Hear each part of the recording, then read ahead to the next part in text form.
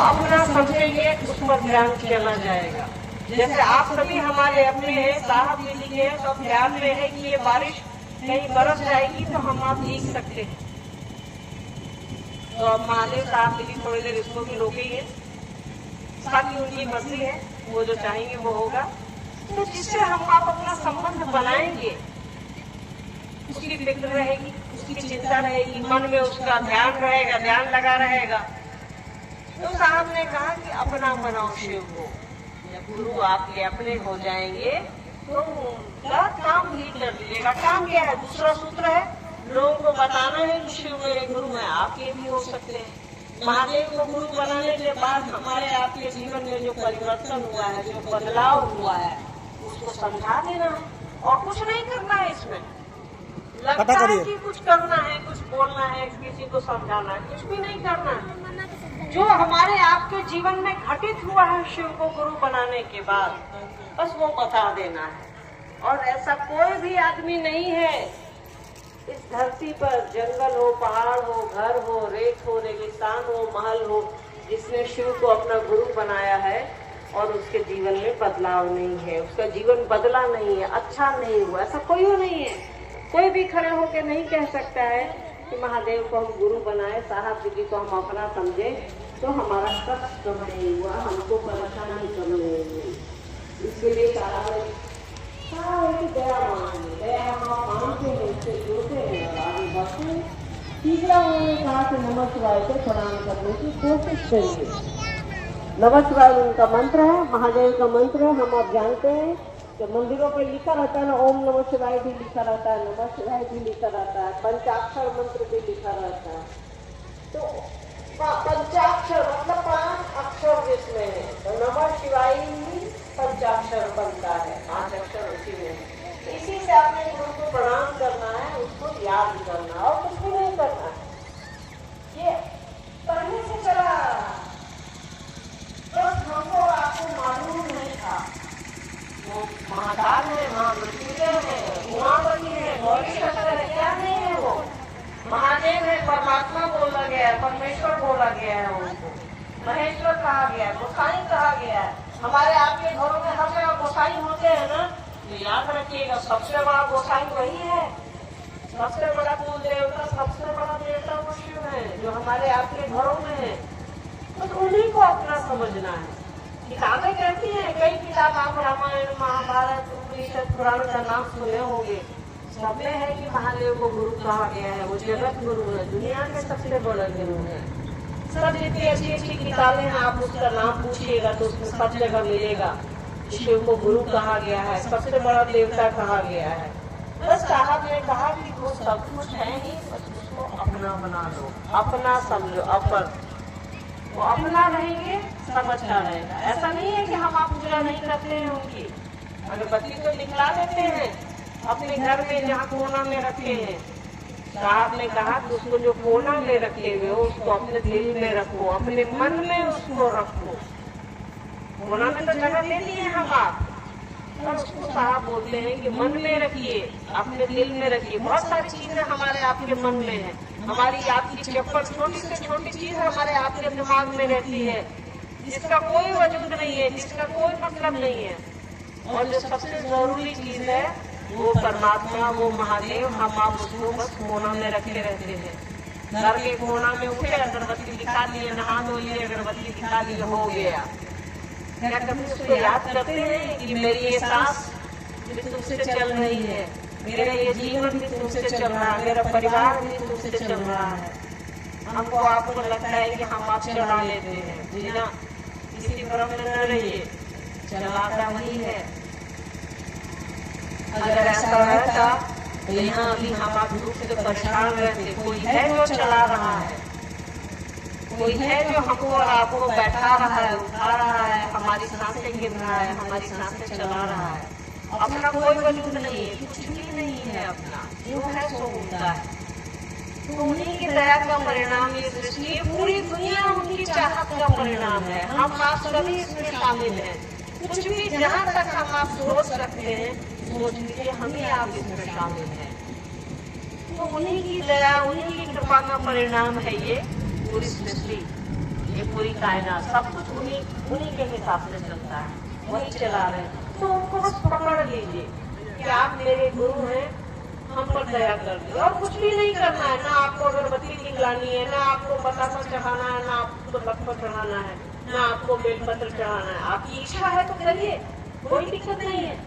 पर आप सिर्फ उनको अपना समझिए कि आप मेरे हैं, मुझ पर दया कर दीजिए। वो आपको हमको ज्ञान देंगे तभी ये दुनिया चलेगी, तभी ये दुनिया चल रही है। कोई बड़ा बड़ा मोबाइल हमको और आपको दे देता है, बताएगा नहीं कि कैसे चलेगा, तो क्या फायदा उसका हमारे आपके लिए। तो कोई है हमको और आपको जो ज्ञान देता है, कोई समझाता है, तभी हम आप काम करते हैं। डॉक्टर के यहाँ भी हम आप जाते हैं तो डॉक्टर का कंपाउंडर या दुकान वाला बताता है कि दवा सुबह में खाइएगा, ये दवा शाम में खाइएगा, ये दवा रात में खाइएगा। कोई बताता है या हम आप खुद पढ़ते हैं। दोनों चीजें तो ज्ञान से रिलेटेड है, दोनों चीजें तो बुद्धि से संबंधित है। या हम खुद करेंगे या कोई बताएगा। खुद भी करेंगे तो बुद्धि आएगी, कभी करेंगे वो समझ आएगी, कभी करेंगे। इसके लिए गुरु की जरूरत होती है। गुरु के बिना कुछ भी नहीं हो सकता है इस जगत में। ये जगत में उसी की इच्छा का परिणाम है। उन्होंने इच्छा की और जगत बन गया है।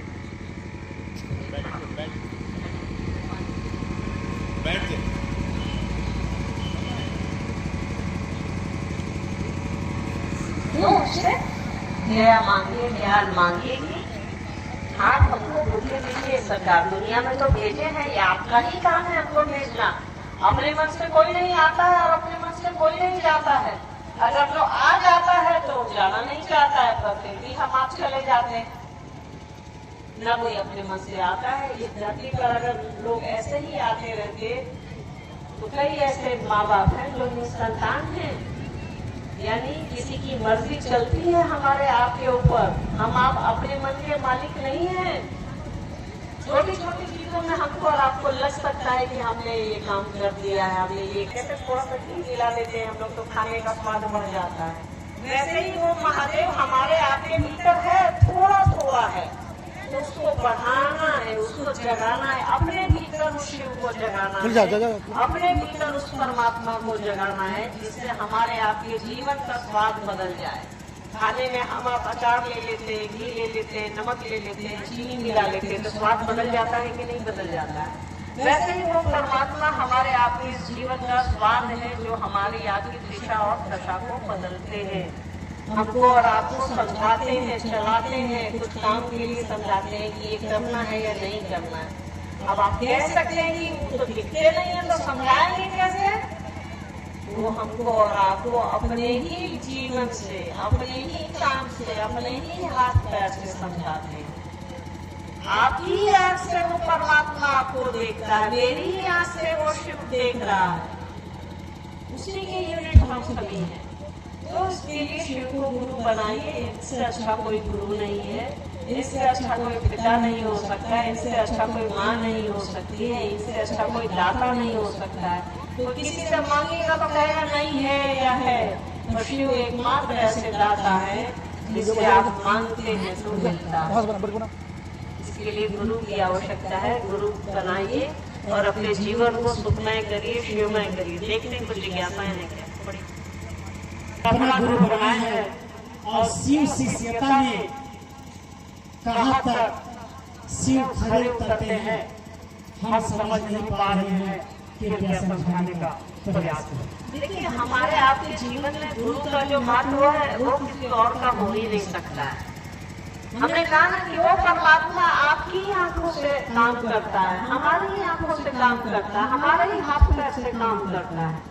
वो गुरु अपने शिष्य में उतरते हैं। स्कूल कैसे आप समझते हैं कि कोई बहुत अच्छा स्कूल है? आपके महावीरगंज रामानुजगंज का कोई बहुत बढ़िया स्कूल होगा, कैसे समझते हैं? बिल्डिंग से समझते हैं, उसके घर से समझते हैं, उसके बच्चों से समझा जाता है। उसके विद्यार्थी का 10वीं में कितना नंबर आया है मैट्रिक में, इससे हम आप समझते हैं कि वो स्कूल कैसा है।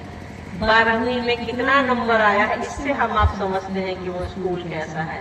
किसी स्कूल के बच्चे डॉक्टर, इंजीनियर, कलेक्टर बनते हैं या नहीं बनते हैं, उससे हम आप समझते हैं कि स्कूल बहुत बढ़िया है। सिर्फ बिल्डिंग से नहीं समझ में आता, तो गुरु कैसा है, गुरु हमारे आपके मन में उतरा है या नहीं है, हमारे आपके आचरण में, हमारे आपके जीवन में उतरा है या नहीं है, ये विद्यार्थी बताएगा। ये हमारा और आपका आचरण बताएगा कि हम आप शिवशिष्य हैं या नहीं हैं, या बन रहे हैं या बनने की दिशा में आगे बढ़ रहे हैं। सिर्फ बोली से नहीं, बोली से तो हम आप बहुत कुछ करते हैं, बोली से तो हम आप सब साहब हजरत जी और दीदी माँ नीलमानंद जी से ऊपर है, और क्या हमारा आपका आचरण शिवशिष्य जैसा है? तो आचरण में गुरु दिखते हैं, आचरण में टीचर दिखेगा आपका, आचरण में शिव दिखेंगे। तो हमारा आपका आचरण जैसा होगा वैसा शिव दिखेंगे, वैसा गुरु दिखेगा। दूसरा जिज्ञासा है, जब गुरु एक है, साहब एक है, दीदी माँ एक है, तो गुरु भाई बहन में मनभेद कैसा? दीदी विस्तार पूर्वक समझाने का प्रयास करें। देखिए, गुरु एक है हमारे आपके, साहब एक है हमारे आपके, तो मनभेद कैसा? पहले तो मनभेद होता नहीं है, मतभेद होता है।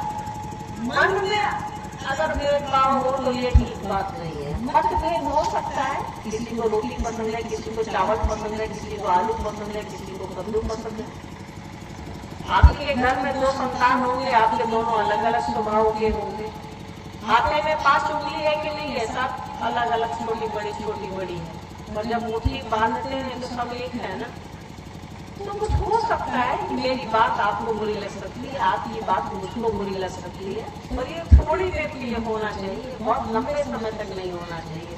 आप और हम गुरु को पकड़े ही नहीं है। जिस दिन गुरु पकड़ा जाएंगे उस दिन मतभेद खत्म हो जाएगा, याद रखिए।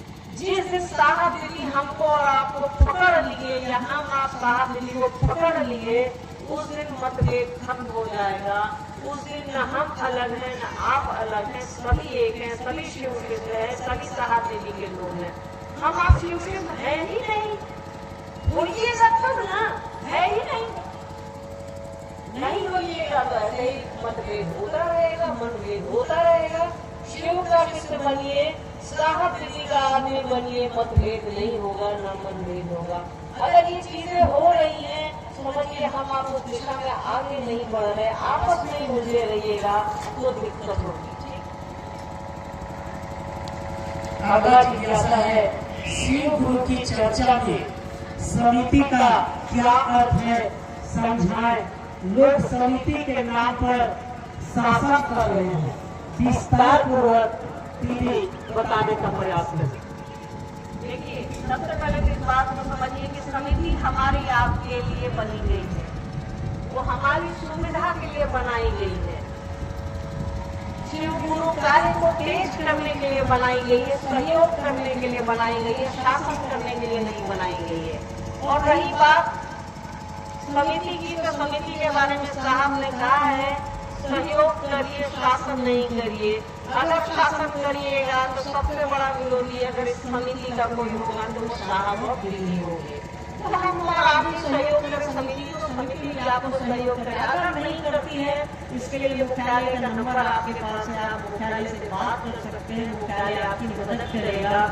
ऐसा नहीं है कि समिति को मुख्यालय बदलता नहीं है, कई जगह की समिति से शिकायत आई है तो मुख्यालय ने समिति को बदला भी है। तो आप बात करिए और दोनों मिलकर के काम करने की कोशिश करिए, और महादेव के काम में किसी को भी किसी से आदेश लेने की आवश्यकता नहीं है। ये व्यवस्था है तो हमारे आपके लिए बनाई गई है। अंतिम जिज्ञासा है मेरी अरुण गुरु भाई वर्मा की ओर से, शिव मेरे गुरु है, गुरु भाई बहन किस भाव से रहनी चाहिए? शिव गुरु का लोग विराट शिव गुरु महोत्सव का लोग विरोध आखिर क्यों करते? हमने कहा ना कि हमने और आपने अभी शिव उतरे ही नहीं है, जिस दिन उतरेंगे विरोध खत्म हो जाएगा, याद रखिएगा। जिस दिन साहब दीदी हमारे आपके अपने हो जाएंगे उस दिन विरोध खत्म हो जाएगा। मन में महादेव और साहब दीदी को रखिए, विरोध नहीं होगा। जब बाकी चीजें तो चलती रहती है, घर परिवार में विरोध होता है कि नहीं होता है, बताइए? होता ही है, कहाँ नहीं होता है, सब जगह होता है। इसके लिए टेंशन नहीं लीजिए, सब काम अपने करिएगा, कुछ काम महादेव और साहब जी पर छोड़िए, वो है हमको और आपको शिवशिष्ट बनाने के लिए। लोगों को शिवशिष्ट बनाइए और बनिए। मौसम खराब हो गया है, जिज्ञासा भी रहती थी हमारे पास। आपसे यही प्रार्थना है कि शिव के शिष्य बनिए।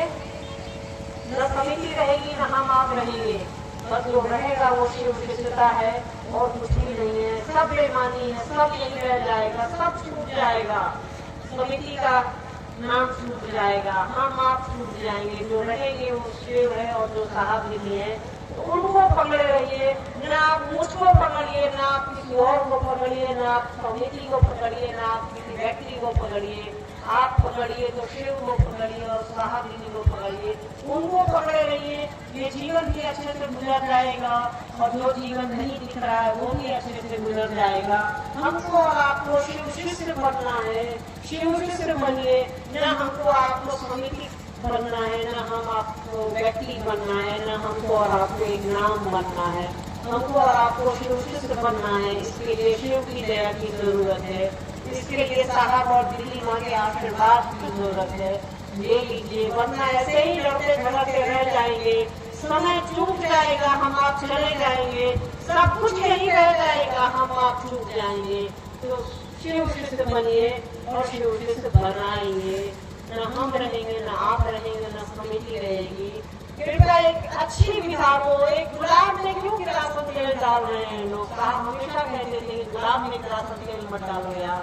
कोई हमको और आपको शिव बनाने नहीं आएगा, न समिति बनाएगी न हम बनाएंगे। याद रखिएगा, शिव शिष्य आपको साहब हरिंद्रानंद और दीदी नीलमानंद बनाएंगे। उनको पकड़े रहिए और आगे बढ़िए। आप सभी के चरणों में मेरा प्रणाम।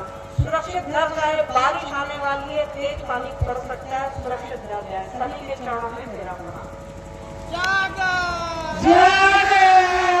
जागो महादेव। चलिए कुछ लोगों का नाम का